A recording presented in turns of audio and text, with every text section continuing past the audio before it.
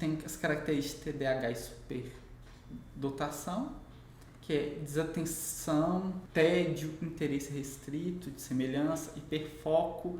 E aí a gente também tem que ver a questão do nível de estímulo. Porque às vezes uma criança, um adulto parece que tem TDAH, mas é porque o nível de estímulo ambiental é tão baixo que eles não se interessam.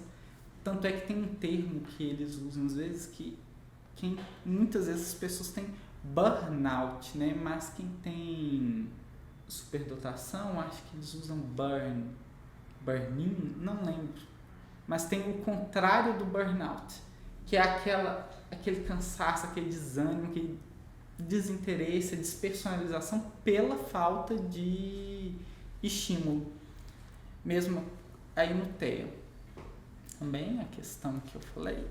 E também olhar muito a questão no isolamento social, que pode estar presente nos dois.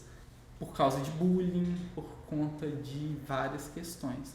E também, uma coisa muito importante em relação a TEA e superdotação é que a gente normalmente associa que quem tem TEA tem superdotação. Não é isso. Tem muita pessoa com TEA que não tem habilidades cognitivas ou habilidades específicas mais avançadas. Então, isso é até muito importante para não colocar uma pressão em identificar alguma superdotação e uma alta habilidade somente porque você diagnosticou um TEA. Pode acontecer e pode não acontecer. E aí, como diferenciar especialmente o TEA?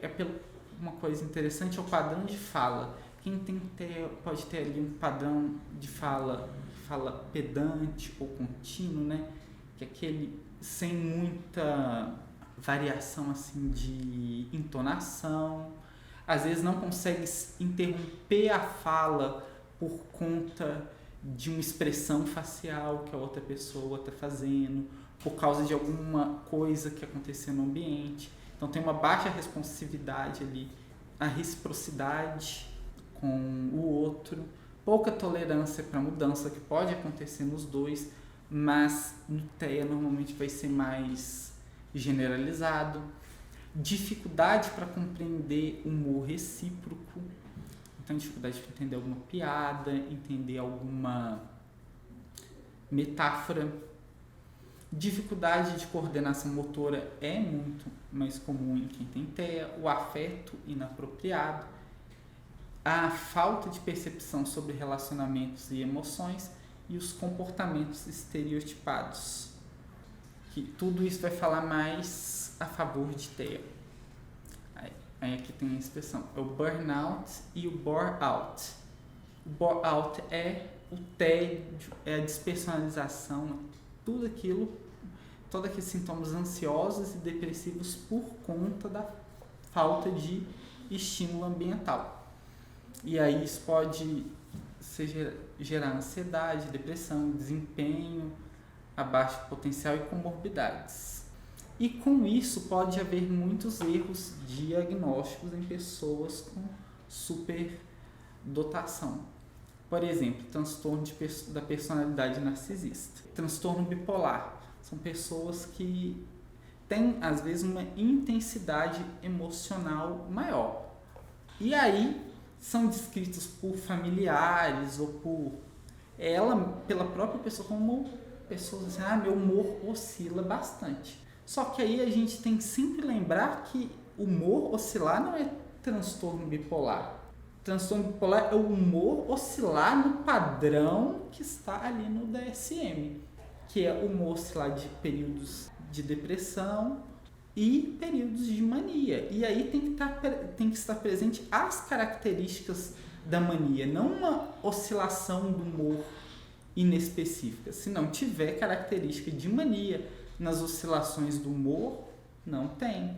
E sempre lembrando que, se por exemplo é uma irritabilidade, o número de critérios que você precisa para diagnosticar o transtorno bipolar aumenta de 3 para 4 dos sintomas. Então, é uma coisa para ter muito cuidado. Toque. Também são pessoas que têm muita dificuldade de mudança, podem ter uma rigidez assim, de rotina, ter alguns comportamentos assim mais estereotipados de rotina, de checar as coisas, mas isso não necessariamente significa um toque. Aí uma coisa importante para observar é o grau de prejuízo que aquilo está trazendo para a vida do indivíduo, o nível de sofrimento, que às vezes em quem tem só uma superdotação com especificidades não vai estar tão expresso. Shelter Fellowship, para psicólogos e médicos. Eu queria discutir assim, a importância do diagnóstico, como não tem critério, não está no DSM, como que faz o diagnóstico, mas se tem alguma intervenção que a gente possa fazer. Olha, o diagnóstico é por avaliação neuropsicológica. A pessoa passa por uma bateria de avaliação neuropsicológica e no final vai ter testes de QI, vão ter testes que identificam outros campos da vida do indivíduo e isso permite o diagnóstico. Aí no laudo lá de neuropsicologia vai ter o resultado, vai ter tudo explicado, tanto a superdotação quanto outras questões que tenham sido identificadas, TDAH, TEA. E em relação à intervenção, não existe nada que a gente possa fazer assim, tão na área de intervenção farmacológica, além de reconhecer e validar o indivíduo naquilo que ele está sentindo. E uma coisa importante na superdotação é pensar que quando a gente está diante de um paciente assim, que você percebe que tem uma inteligência mais elevada, ele vai estar buscando ali os efeitos colaterais da medicação, ele vai estar buscando o que a medicação faz no cérebro, ele vai exigir uma explicação muito mais detalhada da intervenção do que você está fazendo do que outros pacientes. Então, às vezes, o que pode ser útil de identificar a superdotação de psiquiatria também é como fazer a adesão desse paciente. Ele vai querer saber mais. Então, só a hora que você explicar bem explicado, de todas o máximo de detalhamento, que ele vai entender. Tanto é que já tem até estudo que mostra, já teve um estudo que mostrou que pessoas com superdotação têm maior dificuldade em adesão ao tratamento e mais necessidade de desenvolver uma relação médico-paciente assim, duradoura com insistência, sabe? Tendem a largar tratamento com mais facilidade, sentir efeitos colaterais com mais intensidade. Então, de intervenção seria mais nessa questão. E entender, assim, que também não deixar muito o nosso juízo prejudicar outros diagnósticos.